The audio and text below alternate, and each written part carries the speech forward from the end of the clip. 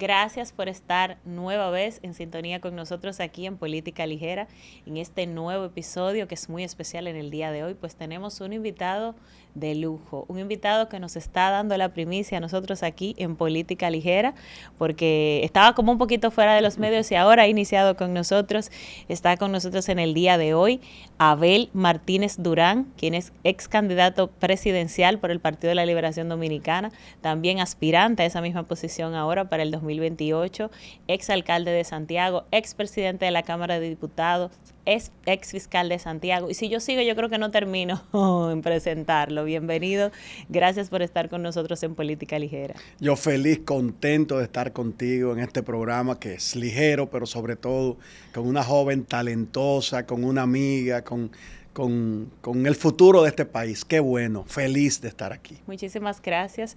La gente se pregunta, como yo le decía, este programa, los amigos nos escriben en las redes y siempre le decimos, ¿qué invitado quieren? Y la verdad que usted había estado desde el principio, porque siempre decían, invita a ver, la gente sabe la cercanía y sobre todo por ese cariño que le tiene la gente.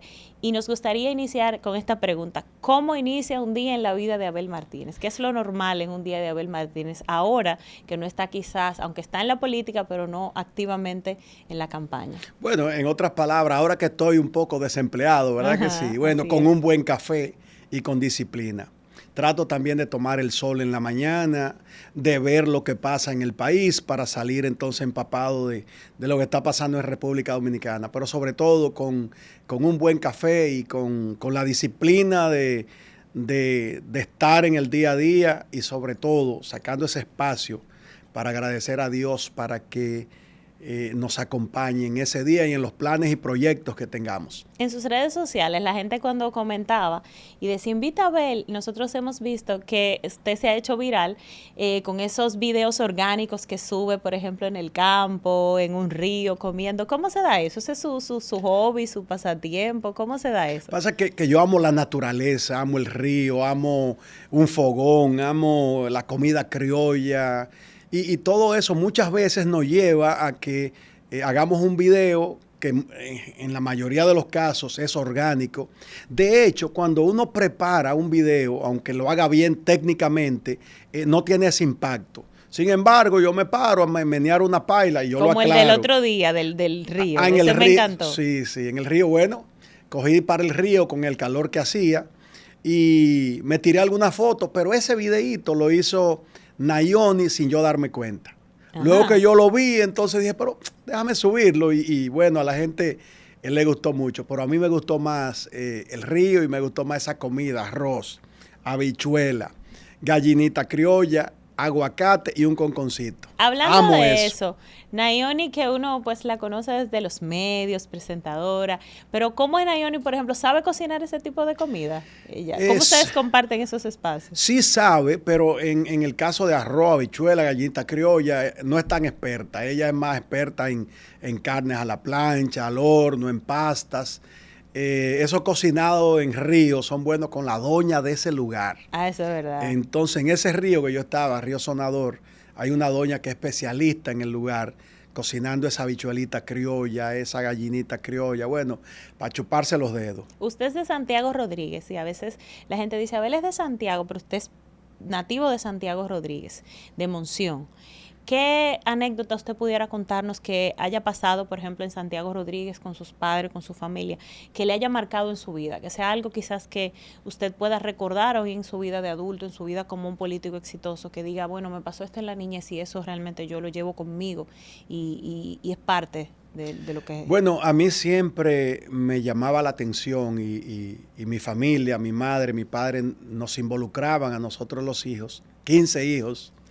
Yo el más pequeño, nosotros teníamos vaca, había un corral, se ordeñaba, se vendía leche, se hacía queso, pero había una parte de esa leche que se regalaba en el campo con los vecinos y eso me marcó mucho porque es como parte de la esencia, del agradecimiento que uno le tiene a Dios por suplirle a uno, entonces darle a quien no lo tiene.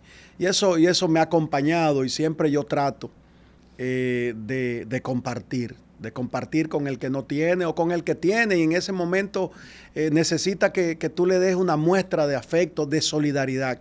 Por eso Santiago Rodríguez, Monción, Atoviejo, en mi campo, me enseñó la esencia de lo que vale la palabra y de que la solidaridad que es ley. Además, en esos pueblos pequeños se aprende a engendrar grandes sueños. ¿Cómo usted se interesa por la política? ¿Cómo desde pequeño, no sé a cuál edad se interesa por la política y cómo llega al PLD específicamente? Bueno, mis padres eran balagueristas. Mi madre, una profesora de más de 30 años, mi padre también, de esa vieja guardia, era alcalde, fue alcalde desde la época de Trujillo. Y bueno, entonces con Balaguer siguieron. Pero mis hermanos, al irse a estudiar a Santo Domingo, a la UAS, empezaron a tener ese acercamiento con esos grupos sociales, se interesaron en el profesor Juan Bosch, en el Partido de la Liberación Dominicana, y llevaban esas ideas revolucionarias allá al campo, y me fui empapando. Aunque yo de chiquito puedo decir que era balaguerista, pero ya a los 16, 17 años, con la orientación de mis hermanos, me fui encarrilando por el Partido de la Liberación Dominicana. ¿De cuál hermano?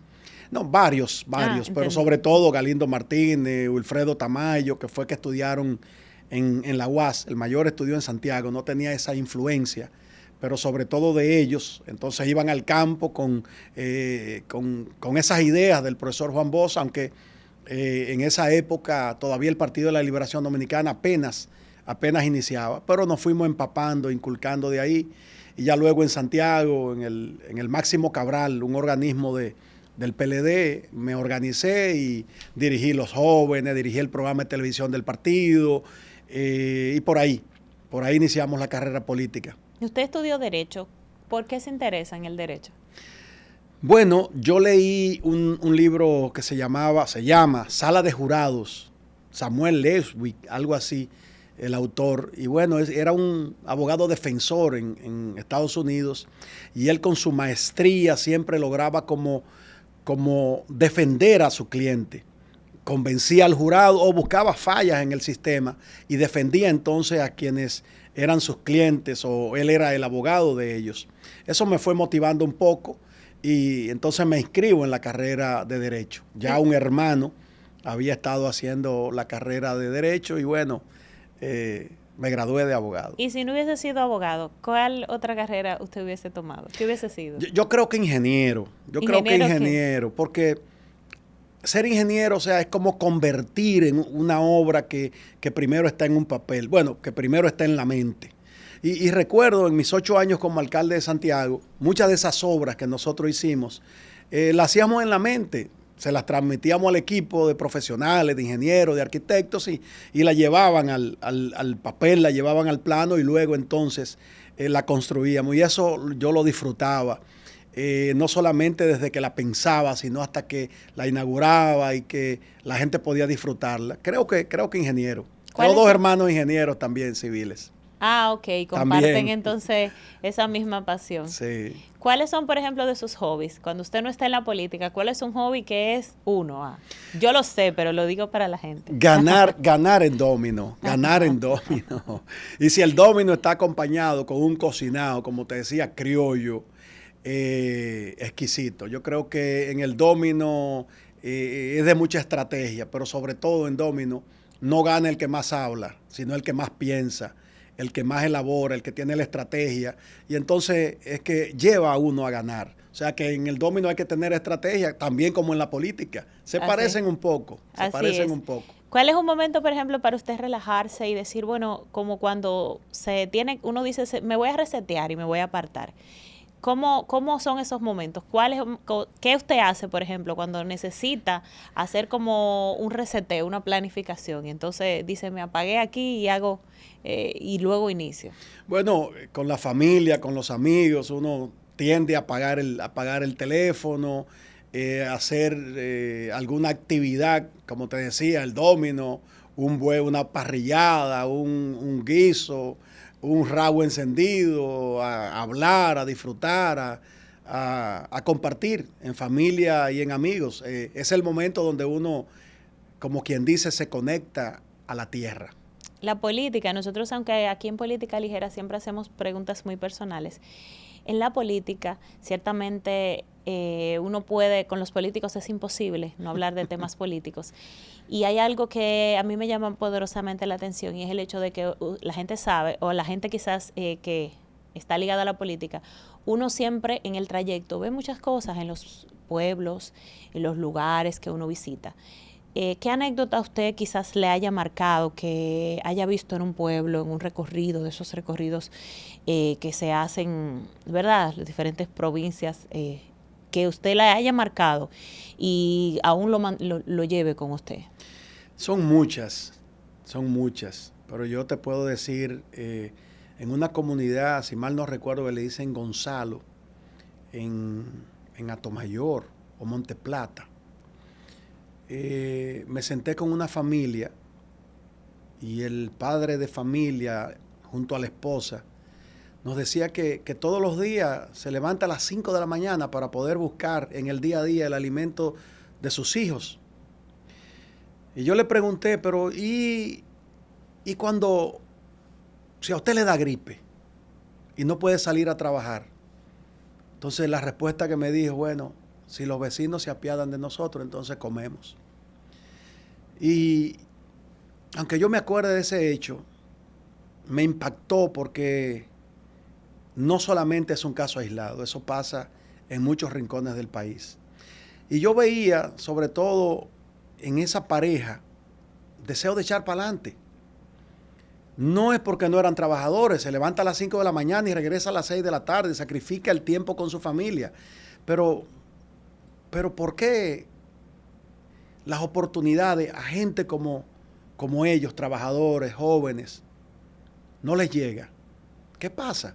Entonces eso impacta a uno y lo compromete más. En el caso, por ejemplo, usted como alcalde de Santiago, la gente habla muy bien de su gestión, hablan sobre esa gestión suya en Santiago y usted hizo un salto hacia la presidencia. ¿Qué lo motivó a aspirar a presidente? Bueno, la aspiración a presidente no llega de la noche a la mañana. Como narraba, yo inicié como ayudante fiscal aquí en el Distrito Nacional, luego fiscal en Santiago, dando clases en la universidad, salimos del gobierno, luego desde la oposición aspiro a diputado, salgo diputado, me reelijo en un segundo periodo, me reelijo en un tercer periodo con valoraciones altas. En el tercer periodo, entonces, en la Cámara de Diputados me escogen a unanimidad presidente de la Cámara de Diputados. Hicimos muchas transformaciones allí, en 6 años, porque me reeligieron en el 2011, en el 2012, en el 2013, en el 2014, en el 2015, unánime todos los años. Y bueno, 6 años como presidente de la Cámara de Diputados. De ahí, Santiago, que me necesitaba. Santiago estaba vuelto un caos, un desastre. Santiago, que siempre ha sido un orgullo desde que uno nace, y para todos los dominicanos, Santiago, ciudad con orgullo, o sea, el orgullo se había perdido. Y mi reflexión fue, aunque soy presidente de la Cámara de Diputados, Santiago me hizo 3 veces diputado. Santiago necesita ahora de que alguien asuma ese compromiso, y lo hice. No obstante, recuerdo que mucha gente me decía, algunos diputados, a ver, a ti como presidente de la Cámara de Diputados te llama el presidente para un proyecto de ley importante, definitorio del Estado democrático y de derecho en la República Dominicana. Ahora te vas a Santiago, te van a llamar para que recoja basura. O sea que tú vas a cambiar el mallete donde tú dices aprobado por una escoba. Y yo le dije, pues mire, por amor a Santiago, yo hago eso y hago más. Y la verdad que llegamos y en plena transición, yo no esperé juramentarme. Nosotros empezamos a rescatar a Santiago desde la transición. En los 3 meses antes de llegar, yo no puedo esperar a tomar el cargo. Y organicé equipos. Cuando eso hablé con el compañero Gonzalo Castillo, que era ministro de Obras Públicas, para que enviara camiones, y con empresarios que enviaran los camiones, equipos de limpieza, y empezamos a rescatar a Santiago. Y Santiago, bueno, era el momento de que viviera en orden. nos entregamos junto a un equipo de trabajo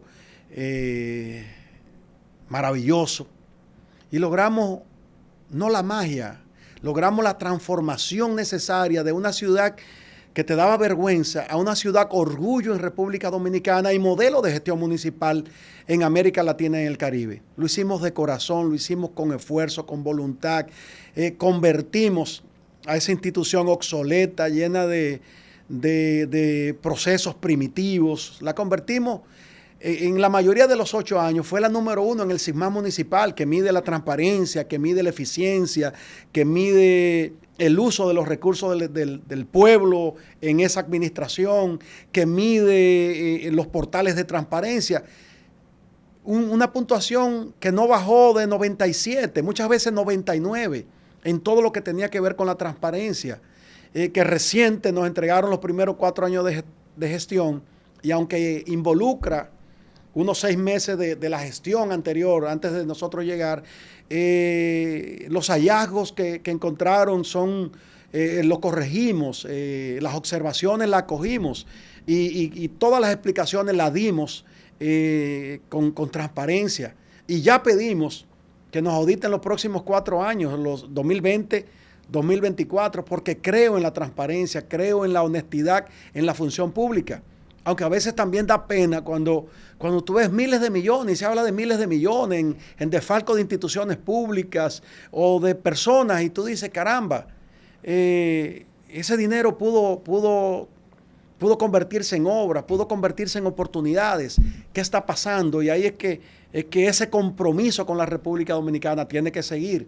Por eso nuestra aspiración a presidente de la República, nuestra aspiración a que República Dominicana pueda ir por otro rumbo, que haya oportunidades, que familias como el que te narré en esa comunidad apartada de República Dominicana, pero tengan oportunidades, tengan la manera de echar para adelante, que el que quiera trabajar tenga ese espacio para echar para adelante a su familia. Y creo que ese proyecto continúa porque usted está aspirando por el Partido de la Liberación Dominicana ahora para el 2028, claro, ¿verdad? Claro que sí. Entonces nosotros tomamos preguntas que también nos escriben, la gente dice que sería ideal, y esta es la próxima pregunta, ¿sería ideal un binomio Abel-Omar Fernández? ¿Qué usted piensa de eso? Sería buen vicepresidente, Omar, un senador extraordinario, fue senador en la alianza con el Partido de la Liberación Dominicana, o sea que yo no lo veo mal. Usted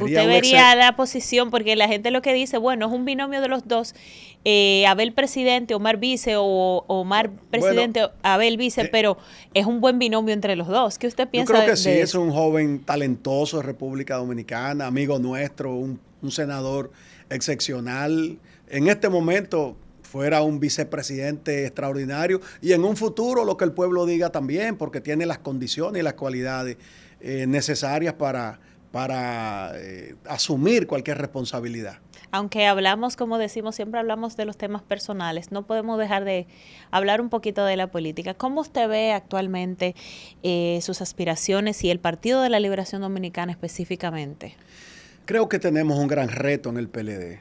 Nosotros tenemos que encauzar a nuestro partido hacia la armonía, hacia la unidad, de poner egos, de poner intereses particulares. Creo que el compromiso que tenemos con el país va más allá de una candidatura, va más allá de un organismo, va más allá del comité político, va más allá del comité central. Nuestra responsabilidad como organización política va con el pueblo.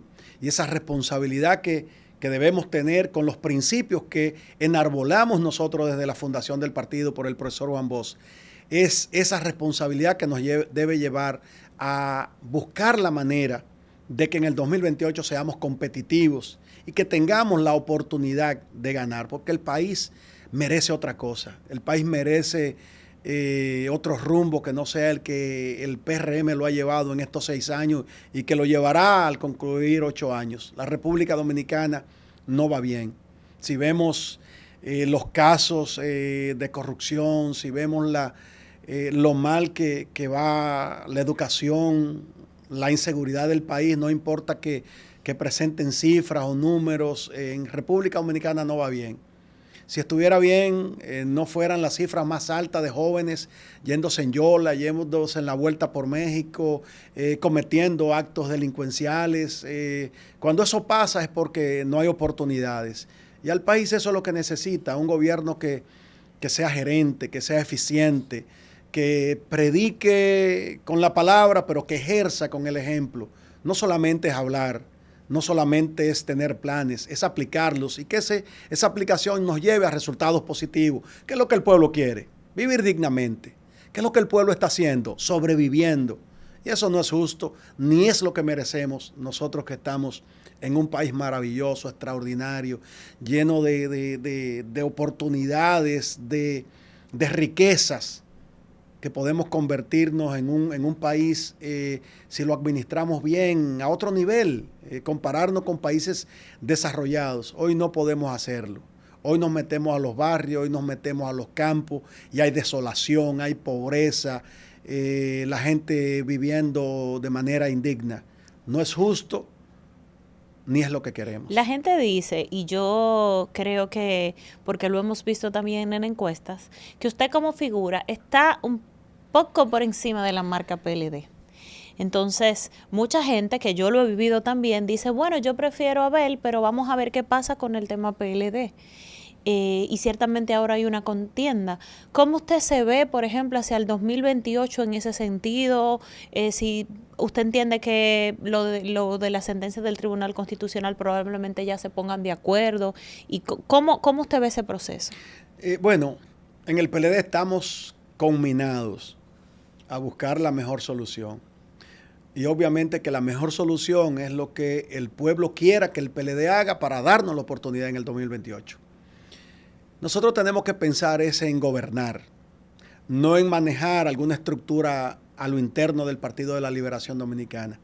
Esa no debe ser nuestra meta. No es la meta de Abel Martínez, ni debe ser la meta de ninguno de los que aspiramos a que el PLD gane en el 2028.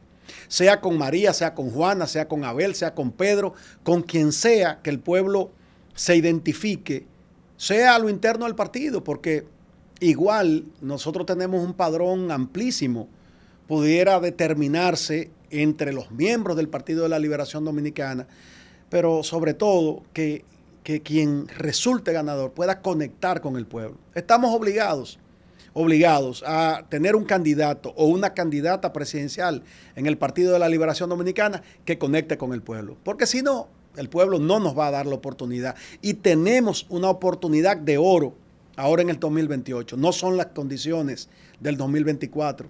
Ya hay un gobierno desgastado, un presidente que no va a reelección porque ya fue en el 2024.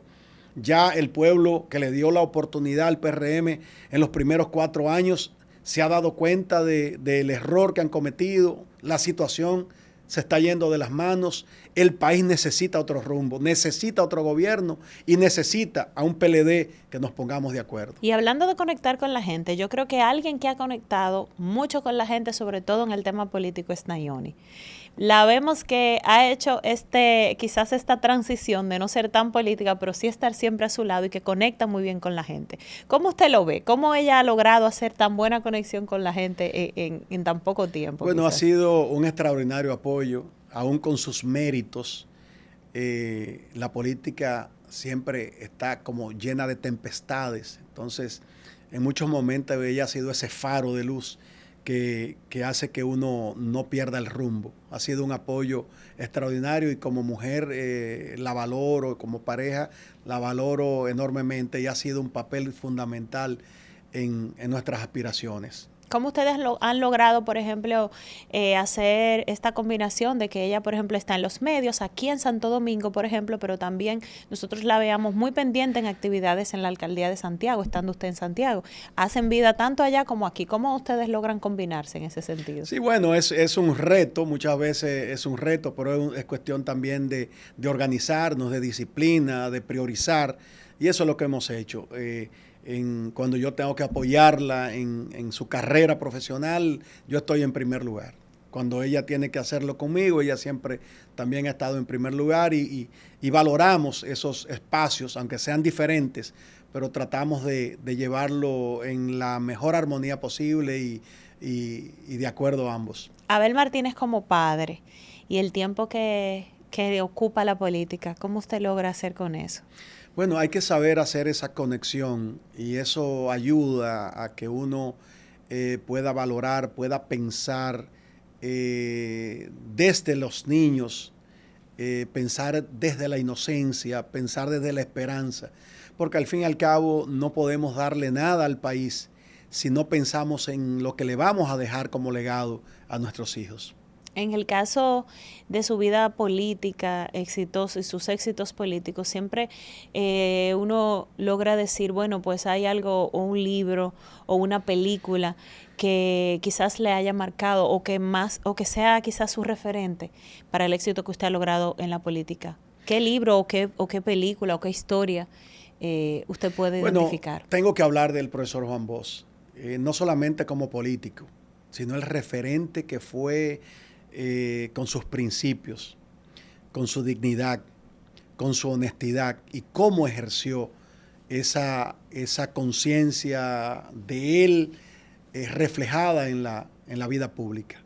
Alguien que me llama mucho siempre la atención también es Nelson Mandela. Cómo convertir el dolor, cómo transformar el dolor en esperanza. Son líderes que han marcado y marcan a uno, obviamente, en lo que es la trayectoria política de uno o en el comportamiento de hacia dónde uno va o hacia dónde uno quiere ir. Hablemos de música. Por ejemplo, un playlist suyo. ¿Con qué inicia? ¿Qué tipo de música usted escucha? Nos vamos ya a lo personal de nuevo. Hay que ir variando un poco, pero... Me imagino que un típico no falta.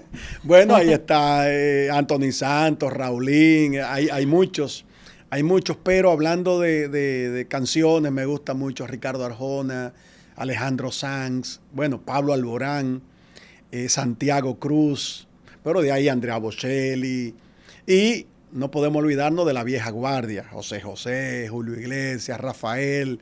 O sea, eso es una liga de todo eso. Pero sí, yo oigo todo tipo de música. No la bailo toda, pero la intento bailar.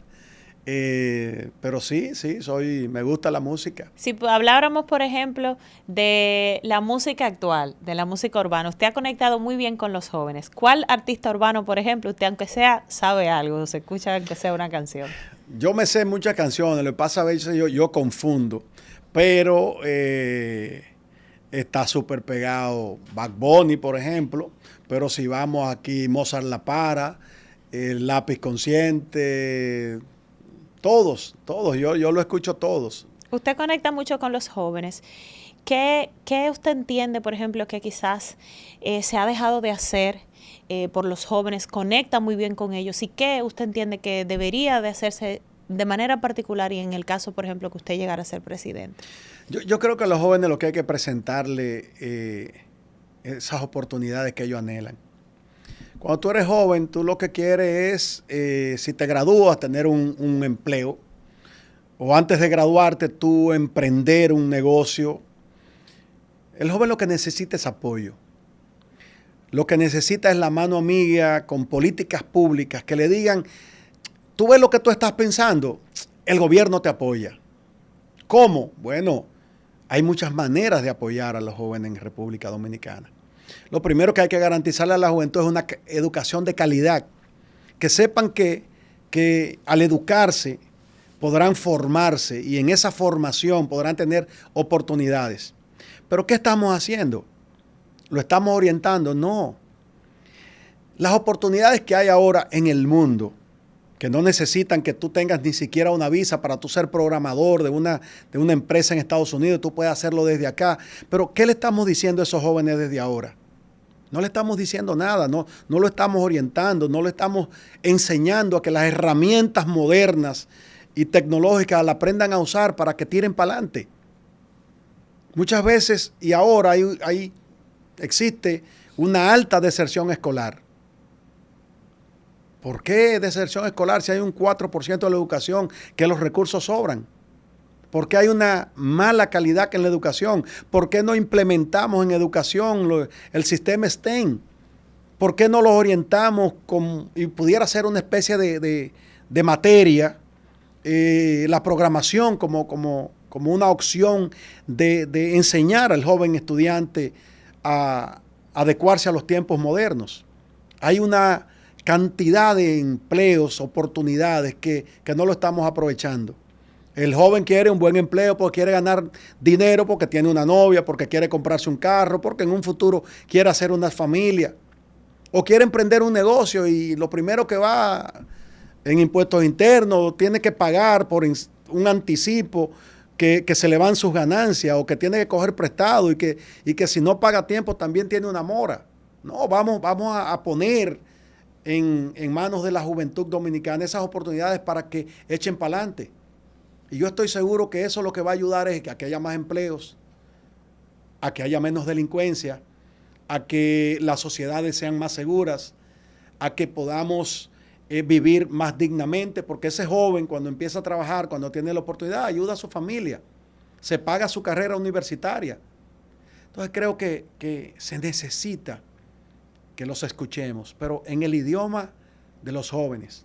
A veces nosotros como autoridades, aunque ya yo no lo soy, no estoy en el servicio público actualmente, pero a veces desde el gobierno lo que hay que hablar o escucharlo en el idioma que ellos hablan. Nosotros queremos muchas veces, o los gobiernos quieren, que los jóvenes escuchen el idioma que el gobierno está hablando. Claro, por eso le preguntaba de la música urbana, que usted conecta para conectar y ha conectado muy bien con los jóvenes, porque creo que logra entender muy bien a la gente joven. Bueno, porque... Su equipo, de hecho, está conformado por gente joven. Y yo soy un jovencito. Que le ha dado exitoso. Yo soy un jovencito con edad adulta. Y hablando de juventud, como usted dice, soy un jovencito.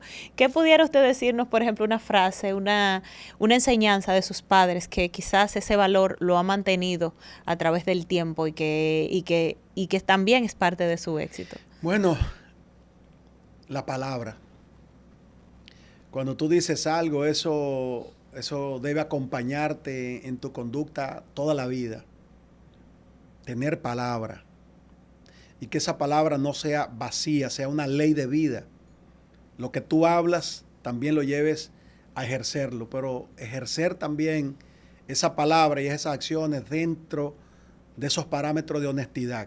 Yo creo que le debo a mis padres esa enseñanza que me ha acompañado y me llevará hasta el cielo si Dios me premia con estar cerca de él como estoy ahora desde la tierra. Doña Melida era muy recta.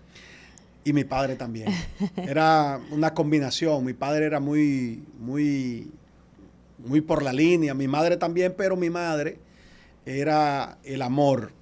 Era la palabra dulce, era la palabra suave. Mi padre eran otros tiempos. ¿Hay alguna historia que usted recuerde, por ejemplo, que hayan ellos que tenido que implementar en usted esa rectitud de niño, por ejemplo? Bueno, antes daban pela, lo único que mi madre me la suavizaba con una varita, pero cuando era con mi padre, cuando nos desaparecíamos y no íbamos al río y ellos preocupados, o llovía y el río, o sea, era una desesperación y yo llegaba mansito y trataba de meterme abajo de una cama para que se olvidara de que yo me había desaparecido, pero... Al fin y al cabo, cuando mi papá hacía, ya había que caminar rectamente. Siendo el más pequeño, probablemente tenía preferencia, pero... algunas, con mi madre, ¿no? Con mi padre no había preferencias. Entre sus hermanos, a veces uno dice, si son una familia numerosa, 15 hermanos, uno siempre dentro de su familia, uno sabe quién es. Uno dice, por ejemplo, yo soy el conciliador, yo soy, por ejemplo, el que... Uno sabe qué papel uno juega dentro de sus 15 hermanos. Yo soy el político. Exactamente. Y probablemente, bueno, y tiene también otro hermano que es político, que es Mayobanex. Entonces... Sí, bueno, es diputado. Otros también son políticos, pero no con aspiraciones partidistas. Pero la mayoría me sigue en la orientación que nosotros trazamos. Eso es importante. En lo mismo, hablando de la misma vida familiar, en una familia numerosa, como bien usted dice, a veces el hecho de que todos se hayan encarrilado muy bien es el resultado de padres, como hablábamos, quizás rectos, que estuvieron muy al pendiente de sus hijos. Sus padres fueron maestros y yo lo he escuchado hablando sobre eso. Me gustaría que usted amplíe un poco porque, bueno, usted dice, yo también fui maestro, fui docente y probablemente venga eso de sus padres. Sí, bueno, yo di clase en la universidad, pero la verdad que no puedo decir, yo fui un maestro. Antes, en la época de mi padre, de mi madre, ser maestro era ser padre de familia también con los estudiantes. Había otro modus operandi, mi madre daba clase en la mañana, en la tarde y en la noche le daba clase a los que no sabían leer y escribir. Mi padre también duró 20 años dando clase con esa rectitud y con esa entrega. Era el valor de la enseñanza, era tratar a los estudiantes como si fueran tus hijos, pero también impregnándole ese respeto, esa disciplina que hoy la verdad que hace mucha falta. Y desde ahí nosotros valoramos esa manera de que mis padres nos enseñaran. Maestro, mi madre era una maestra jubilada, pero el amor hecha persona. Ella logró además que en el campo se ampliaran los cursos hasta 8º curso, porque había que irse a otras comunidades a hacerlo. Ella con su entrega pudo lograr con la comunidad también construir las escuelas que hasta el día de hoy, desde esa época, es la que se está usando allá en ese campito de Monción llamado Atoviejo. Ese don de servicio yo creo que ciertamente usted lo trae de sus padres, como bien hablábamos, pero puede ser que particularmente de su madre, como bien usted dice que tenía esa conexión con la comunidad. Sí. Usted perdió a su madre en pleno momento crucial de la campaña presidencial. ¿Cómo sabemos que fue un momento muy doloroso, pero cómo pudo usted quizá continuar en ese momento tan difícil? Bueno, es de los momentos más dolorosos de mi vida. Pero también uno aprende que uno no tiene la fortaleza por lo que uno hace, sino que uno, en momentos como ese, la fortaleza le viene en la capacidad que uno tenga para reponerse a lo que le ha pasado, a recuperar esa fortaleza que en un momento determinado se te cae, en momentos como ese que son inigualables en la vida de un ser humano. Tú te caes, pero esa fortaleza en lo que tú crees que te hace levantar de nuevo es lo que vale. Actualmente usted está aspirando nueva vez por la presidencia de la República Dominicana y ser candidato del Partido de la Liberación Dominicana. ¿Qué sigue en la carrera de Abel Martínez en ese mismo sentido? Bueno, el compromiso con el país continúa inalterable e indelegable. Por eso hemos dicho que nuestra aspiración en el 2028 continúa. No es una aspiración particular, es una aspiración de los sentimientos, de los principios que nosotros hemos encarado como servidor público. En nuestra carrera nos toca seguir entregando lo mejor de nosotros. Y lo mejor de mí, lo mejor de Abel Martínez, será como presidente de la República, porque creo en la República Dominicana, amo a la República Dominicana, creo en el dominicano y dominicana que se levanta por la mañana y que tiene deseos de echar para adelante y que quiere ver a este país en otro sitial, no en lo que está pasando actualmente, y ese es mi compromiso, y eso no lo puedo delegar en nadie. Sí hacerlo junto a mi partido, junto a los compañeros del Partido de la Liberación Dominicana, pero sobre todo junto a cada dominicano y dominicana que quiera una República Dominicana esplendorosa, manejada de manera correcta, eficiente y llena de oportunidades para todos. Yo creo que este es el momento lamentable que nosotros hemos llegado a la parte final de este espacio, pero me gustaría que usted finalmente le dé un mensaje a esos seguidores que tiene, independientemente de sean del PLD o no. Usted tiene muchos seguidores que me gustaría que le mande un mensaje. Bueno, un mensaje cargado de mucha emoción, un abrazo fuerte, decirle que sigo en pie, que sigo trabajando, tirando para adelante, que estoy en contacto permanente con todo el mundo, pero sobre todo atento a todo, porque creo en una mejor República Dominicana y que creo que juntos es que tenemos que hacerlo. Juntos, usted, yo, nosotros, pero lo que amamos y queremos este país. Que seguimos para adelante con Dios, siempre con Dios. Muchísimas gracias por esta grata entrevista. A ustedes también, muchas gracias por sintonizarnos. Les pedimos que nos escriban, que nos sigan en nuestras redes sociales, en Instagram, en X, en YouTube y también en Spotify. Que nos dejen sus comentarios, que nos den a seguir con la campanita y que nos digan también quién ustedes quieren que sea nuestro próximo invitado. Muchísimas gracias. Hasta la próxima de Política Ligera.